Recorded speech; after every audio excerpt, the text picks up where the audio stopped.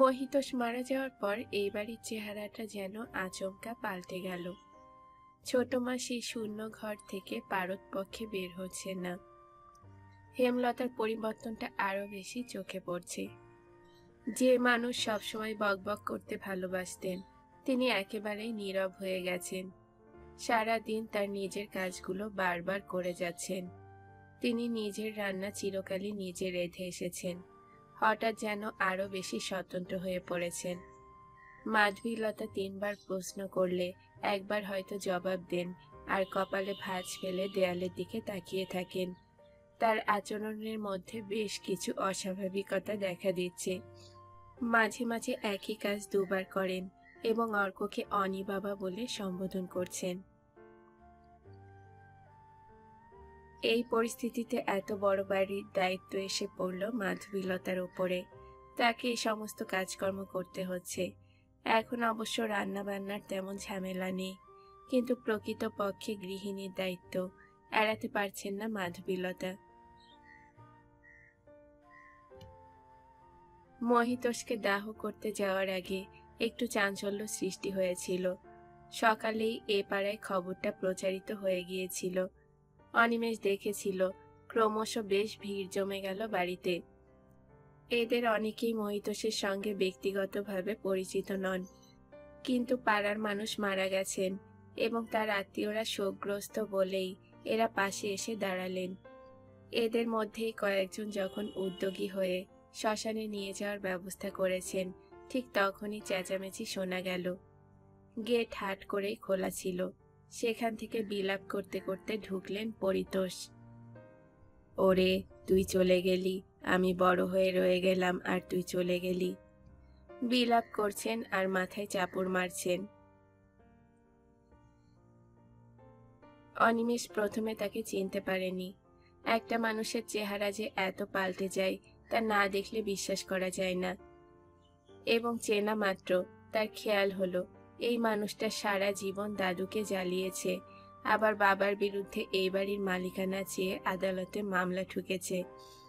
অথচ ওর বিলাপ দেখলে সেসব কথা মনে আসবে না। দ্বিতীয় চিন্তায় অনিমেষের মনে হলো হয়তো মৃত্যু সংবাদ পেয়ে মানুষটার মনে অনুশোচনা এসেছে। যে জেদ এবং ঈর্ষা তাকে মামলা করিয়েছিল তা বোধহয় ধাক্কা খেয়েছে। এই বিলাপ তারই প্রতিক্রিয়া। পরিতোষ তখন বারান্দায় কাঁদতে কাঁদতে বলছেন, সে কোথায়? আমাকে তার কাছে নিয়ে চলো, আমি তাকে শেষবার দেখতে চাই। মহি, মহিরে, মহি।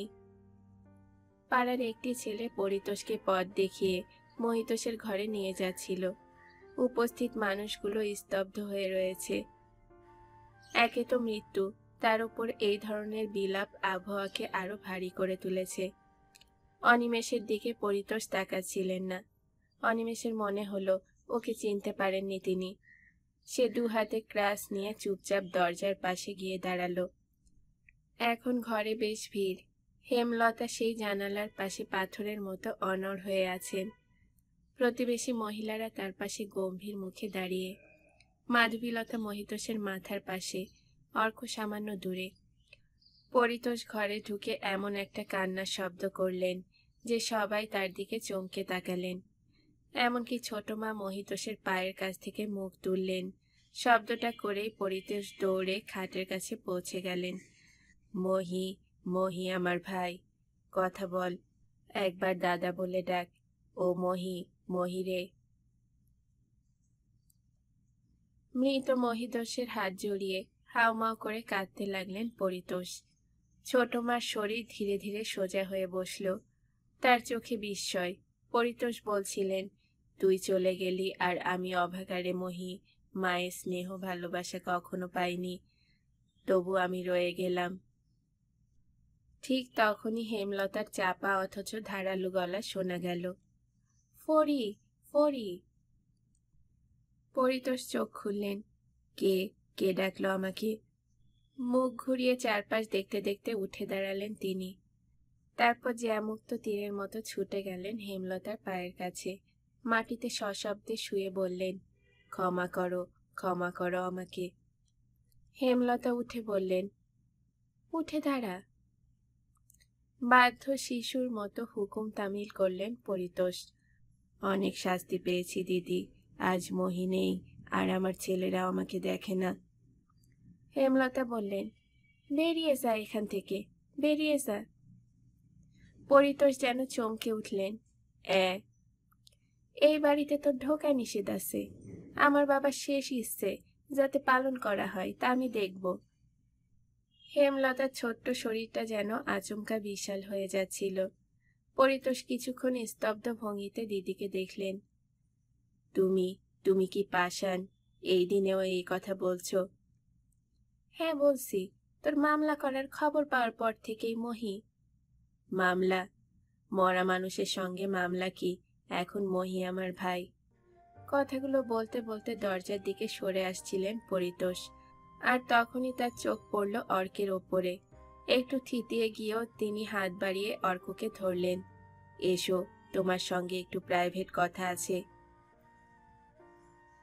প্রায় টানতে টানতেই অর্ককে নিয়ে বাইরে বেরিয়ে এলেন। দরজাটা অতিক্রম করার সময় অর্ক অনিমেষের মুখের দিকে তাকালো। অনিমেষ অবাক হয়েছিল। অর্কর সঙ্গে জেঠুর সম্পর্ক সে ঠাহর করতে পারছিল না। হল ঘরে ঢুকেই পরিতোষ নিচু গলায় বললেন, দিদির মাথা শোকে খারাপ হয়ে গিয়েছে, তুমি কিছু মনে করো না। এই সময় ওরকম হয়। অর্ক হতভম্ব হয়ে গেল। মহিতোষ যেন তাকেই সান্ত্বনা দিচ্ছেন। ওই একঘর লোকের সামনে অপমানিত হবার ব্যাপারটা যেন কিছুই নয়। তার মনে হলো এই মুহূর্তে হেমলতাকেই সমর্থন করা উচিত। আপনাকে যখন চলে যেতে বলা হয়েছে তখন চলে যান। আরে, তুমি ব্যাপারটা বুঝতেই পারছো না, তোমার তো মাথা খারাপ হয়নি। আপনি দাদুর বিরুদ্ধে মামলা করেছেন, আবার এখানে এসে কাঁদছেন। করছেন না, করেছিলেন। বললাম না, মরা মানুষের সঙ্গে ঝগড়া করার কোনো মানে হয় না। ও মামলা আমি তুলে নেব। এখন এসো সবাই মিলে মহির সৎকারটা ভালোভাবে করি। এখন নিজেদের মধ্যে ঝগড়া করার সময় নয়। খুব বিচক্ষণ দেখাচ্ছিল পরিতোষকে। অর্ক বুঝতে পারছিল না তার কি বলা উচিত। সে মুখ ফিরিয়ে অনিমেষকে দেখল। আপনি আমার বাবার সঙ্গে কথা বলুন। বাবা, এদিকে এসো। পরিতোষ যেন খুব অবাক হলেন। তোমার বাবা? ও অনি, সে কোথায়? শুনেছি হাঁটা চলা করতে পারে না। তার কথা শেষ হওয়া মাত্র অনিমেষ সামনে এসে দাঁড়ালো। পরিতোষ তার দিকে তাকিয়ে যেন চমকে উঠলেন। তুই অনি? এ কি চেহারা হয়েছে তোর! আহারে, আমাকে চিনতে পারছিস তো? আমি তোর। চিনতে পেরেছি। সেই এলি অনি, আর একটু আগে আসতে পারলি না? বাবা গেল, মহি গেল, এই সাজানো বাগান শুকিয়ে গেল। আজ মহির মৃতদেহের সামনে বসে দিদি আমাকে তাড়িয়ে দিচ্ছে, তুইও আমাকে তাড়িয়ে দিবি? অনিমেষ জিজ্ঞাসা করল, আপনি কি চান? আমি কিছুই চাই না, শুধু মহি যাতে ভালোভাবে যেতে পারে তাই দেখতে চাই। তোর শরীর ঠিক নেই, তোর ছেলে এখানে কখনো আসেনি। আমি থাকলে তোদের সুবিধা হবে রে। একটু ভেবে দেখ, মহি তো আমারই ভাই। কিন্তু দাদু তো আপনাকে তাড়িয়ে দিয়েছিলেন, এটা পিসিমা ভুলতে পারছেন না। তিনি এ বাড়ির সবচেয়ে বড়। আপনি মামলা করেছেন। আর লজ্জা দিস না, আমি আর মামলা চালাবো না রে। তোমার নামটা যেন কি? এই হয়েছে মুশকিল, কিছুতেই মনে রাখতে পারি না আজকাল। অর্ক। বেশ বেশ, আর সময় নষ্ট করো না, বেলা হয়ে যাচ্ছে। কিসে নিয়ে যাওয়া হবে ঠিক করেছ? না। ঠিক আছে, আমি দেখছি। মহির যেন একটু অসম্মান না হয়। অনিমেষের আর কিছু করার ছিল না। ঘণ্টাখানিকের মধ্যে পরিতোষের নেতৃত্বে বেশ বড়সড় শ্মশান যাত্রীর দল তৈরি হয়ে গেল। ওই মানুষটির শোক এবং তার প্রকাশ বেশ উগ্র হওয়া সত্ত্বেও অনিমেষের মনে হচ্ছিল কোথাও বোধহয় ভুল হচ্ছে। হঠাৎ একটা ধাক্কা কাউকে আমূল পরিবর্তন করতে পারে। পরিতোষের ক্ষেত্রেও সেটা সম্ভব। তবে অর্কর সঙ্গে ওর পরিচয় কিভাবে হলো এটা সে আজ করতে পারছিল না, এবং সেদিন জিজ্ঞাসা করবে ঠিক করেও শেষ পর্যন্ত ভুলে গিয়েছিল।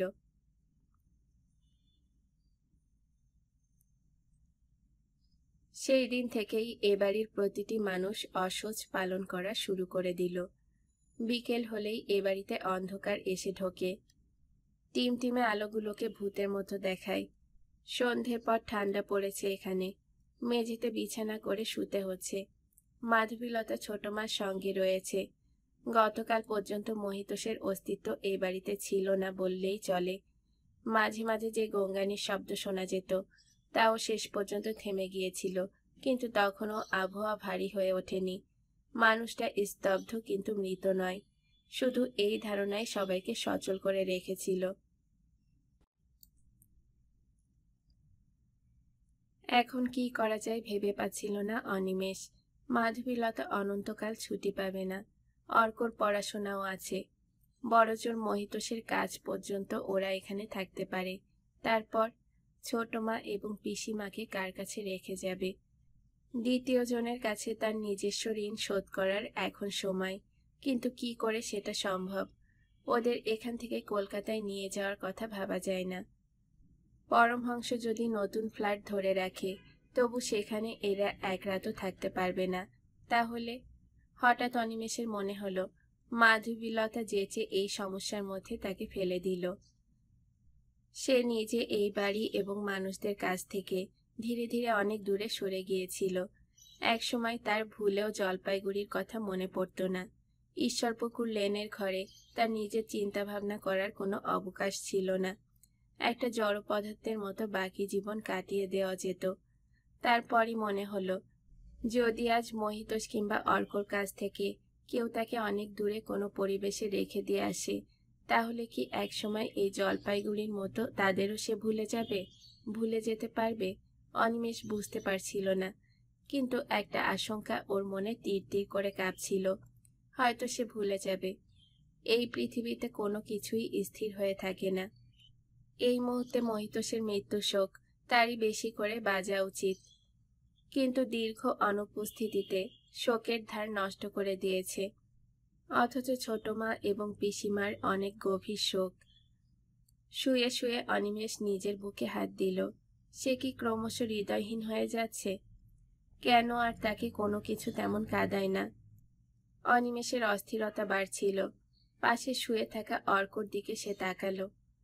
কেমন অসহায় ভঙ্গিতে ছেলেটা এখন ঘুমোচ্ছে।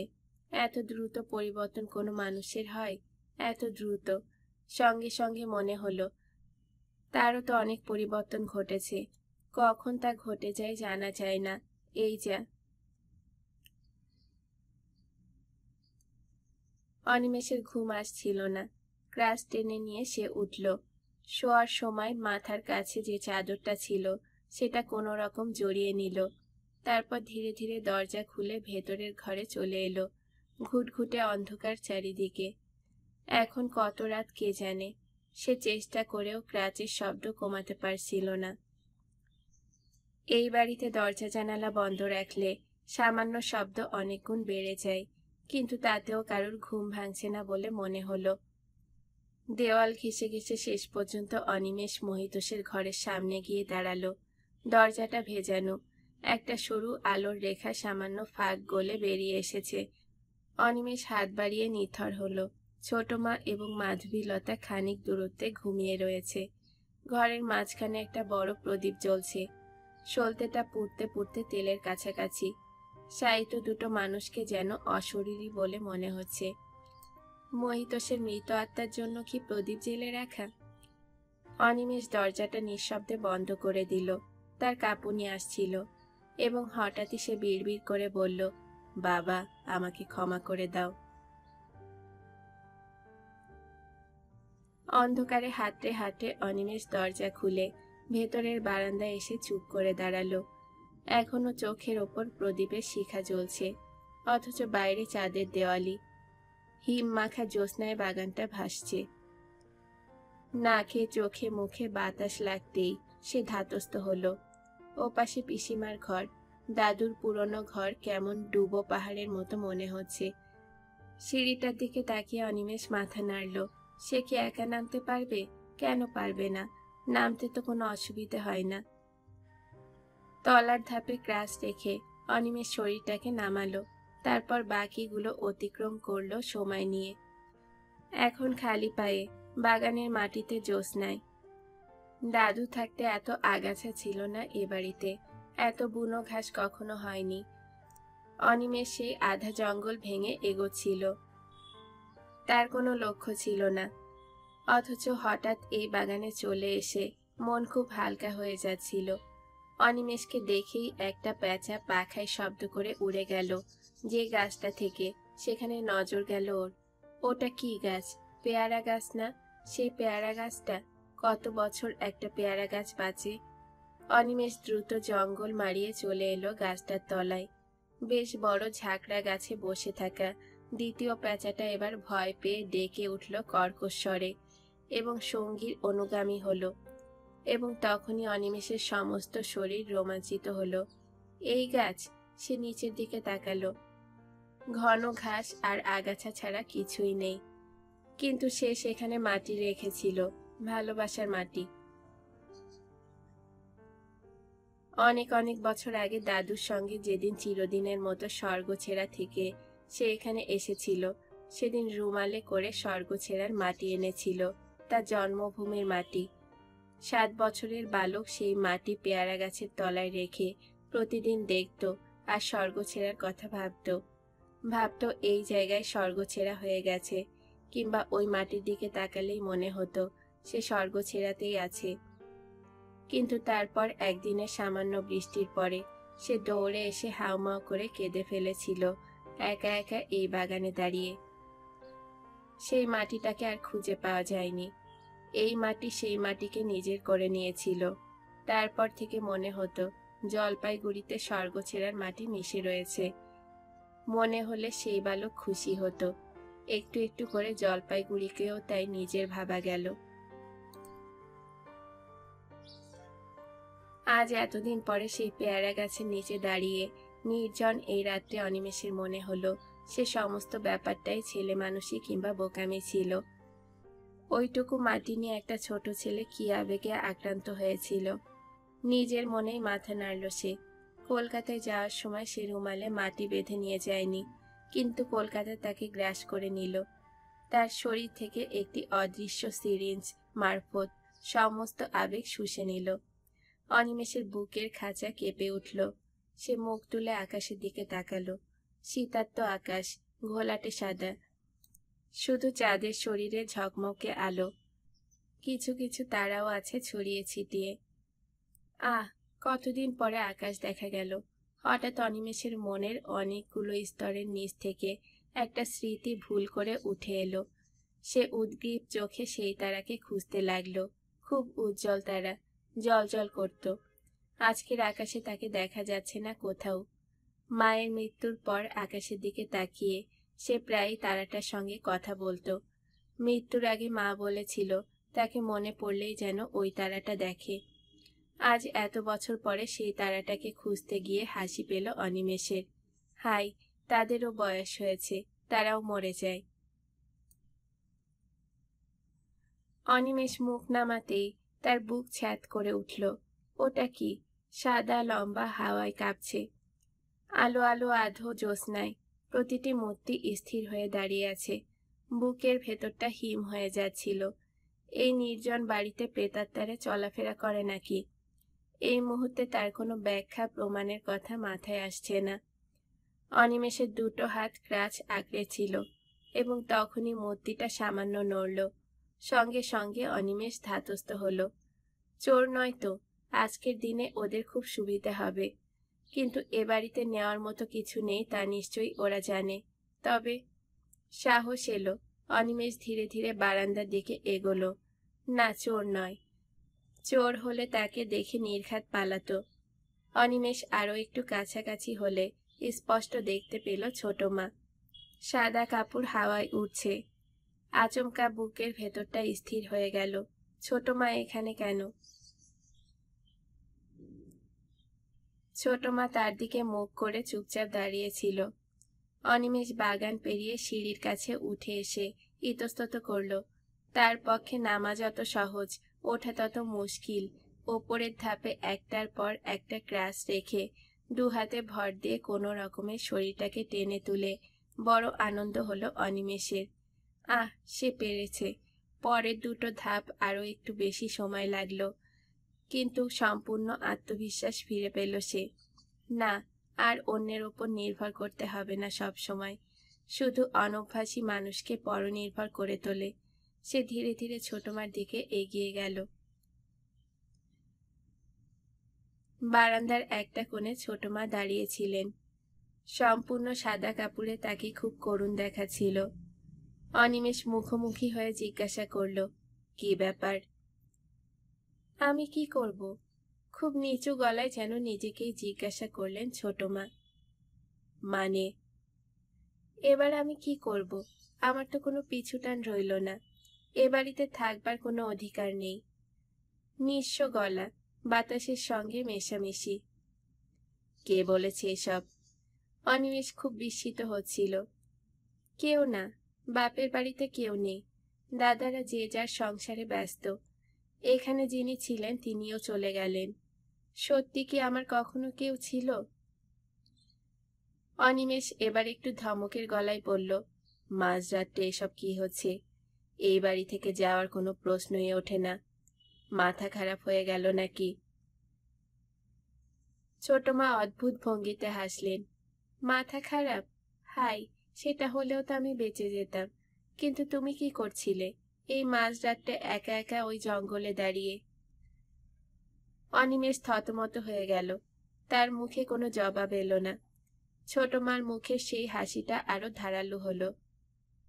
সেটা পাগলামো নয়। তারপরে হাসিটা শব্দময় হলো।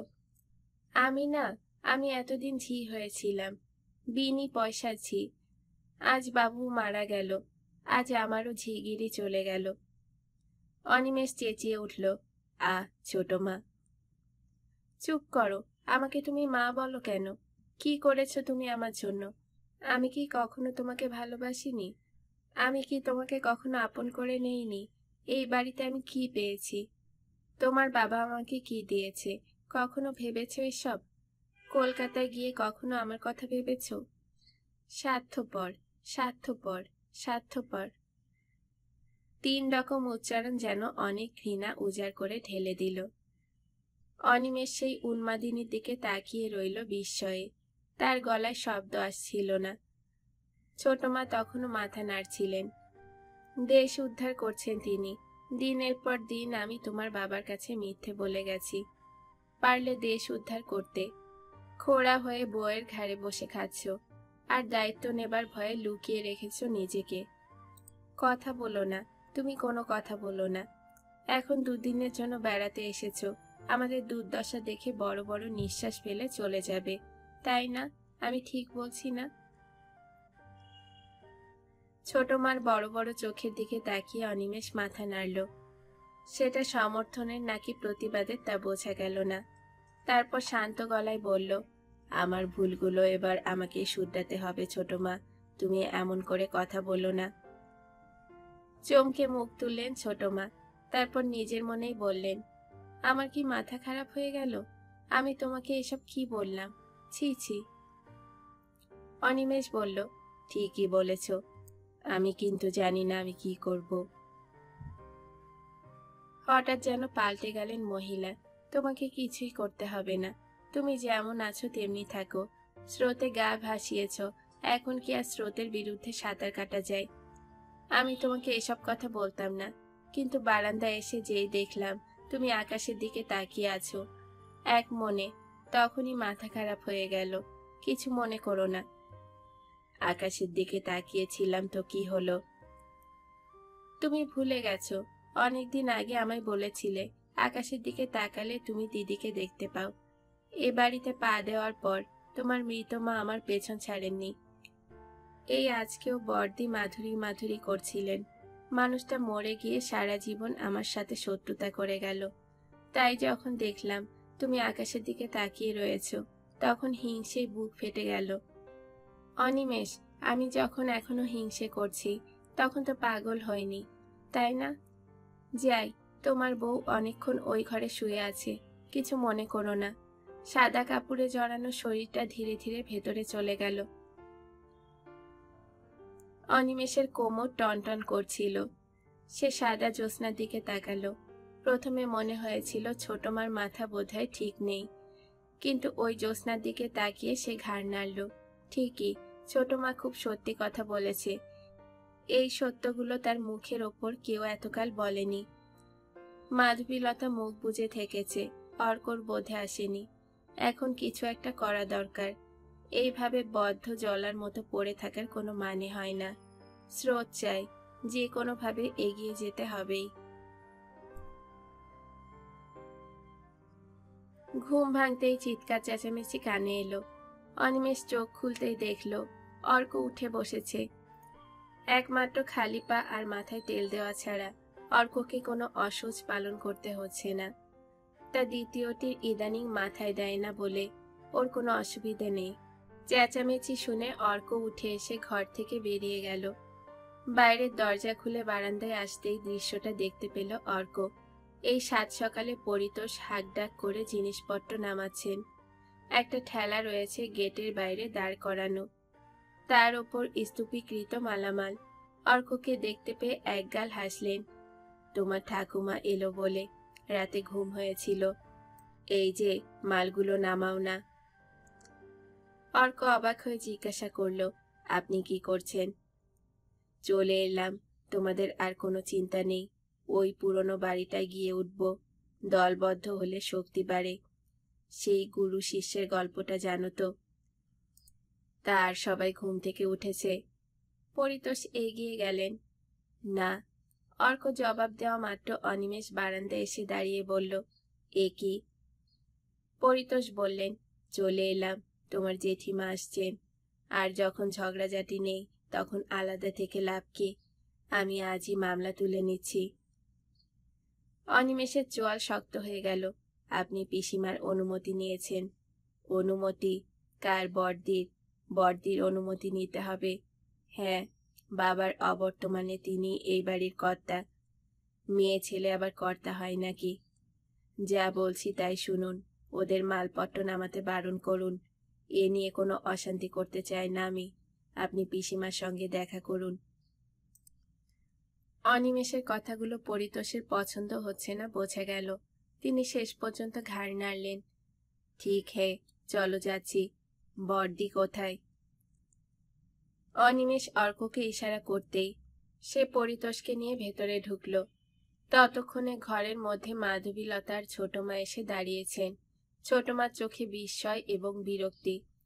অর্ক পরিতোষকে নিয়ে পাশের ঘরে ঢুকলে পরিতোষ বললেন, বাবার একটা মেহগুনি কাঠের আলমারি ছিল, সেটা নেই। অর্ক বলল, আমি এসব জানি না। পরিতোষ বললেন, নির্ঘাত হাওয়া হয়ে গেছে। ভেতরের বারান্দায় আসতেই হেমলতাকে দেখা গেল। বাগানে ঘুরে ঘুরে একটা রেকাবিতে ফুল তুলে রাখছেন। তার ছোট্ট শরীরটা গাছগুলোর ফাঁকে দুলছিল। মুখে কোনো অভিব্যক্তি নেই। তাকে দেখা মাত্র পরিতোষ ছুটে গেলেন।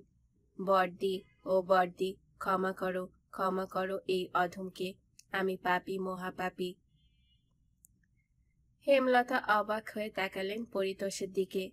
পরিতোষ তার সামনে আগাছার মধ্যে হাঁটু গেড়ে বসে পড়েছেন। বোধহয় তিনি ব্যাপারটা বুঝতে পারছিলেন না। লোকটার ভণ্ডামি দেখে অর্কের মাথা গরম হয়ে যাচ্ছিল। সে নিজে থেকে বলল, উনি মালপত্র নিয়ে এসেছেন এখানে থাকবেন বলে বাবা আপনার অনুমতি নিতে বললেন। এবার হেমলতা ঠোঁট নাড়ল। আমি অনুমতি দেবার কে? তুমি তো সব, তুমি বললেই হবে, আমি মামলা তুলে নেব।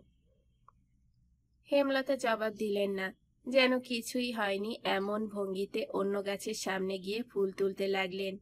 পরিতোষ উঠে দাঁড়ালেন। তারপর করুণ গলায় ডাকলেন, দিদি, ও বড়দি। হেমলতা সেদিকে লক্ষ্যই করছিলেন না। তার ছোট্ট শরীরটা একটু একটু করে দূরে চলে যাচ্ছিল। এই সময় বারান্দা থেকে ছোট মার গলা নেমে এলো। অর্ক, ওকে এখান থেকে যেতে বলো। তোমার দাদুর কাজ মিটে যাক, তারপর তোমার বাবা ওর সঙ্গে কথা বলবেন। এতদিন যখন ধৈর্য ধরতে পারছেন, তখন আর কটা দিন নিশ্চয়ই পারবেন। পরিতোষ চৌকিতে বারান্দার দিকে তাকালেন। তার মুখ অসহায় দেখাচ্ছিল। অর্ক তার পাশে গিয়ে দাঁড়ালো। শুনলেন তো, এবার ঠেলা ফিরিয়ে নিয়ে যান। হঠাৎ পরিতোষ চিৎকার করে উঠলেন, ঠিক হে, আমি অভিশাপ দিচ্ছি, এই বাড়ি ভূতের বাড়ি হবে, কেউ বাস করতে পারবে না এখানে। তারপর হন হন করে বেরিয়ে যেতে লাগলেন বারান্দার দিকে। আর তখনই আচমকা গলা পাল্টে বললেন, বেশ বৌমা, তোমার কথাই থাক, আমি কাজের পরই এই বিষয়ে কথা বলবো।